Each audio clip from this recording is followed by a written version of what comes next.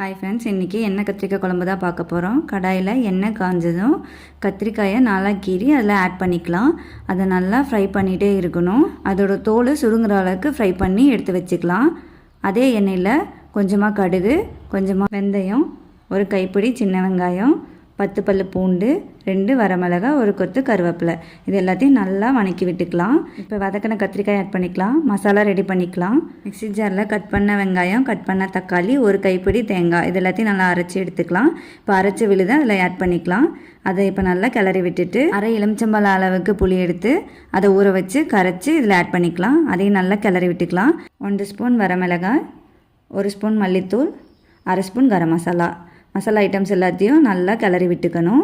இப்போ தேவையான அளவு உப்பு சேர்த்து ஓரங்கள் எல்லாத்தையும் எடுத்து விட்டுட்டு நம்ம மூடி வச்சுக்கலாம். 5 நிமிஷம் கழித்து ஓப்பன் பண்ணோம். சுவையான எண்ணெய் கத்திரிக்காய் ரெடி. மறக்காமல் சப்ஸ்கிரைப் பண்ணுங்கள், கமெண்ட் பண்ணுங்கள்.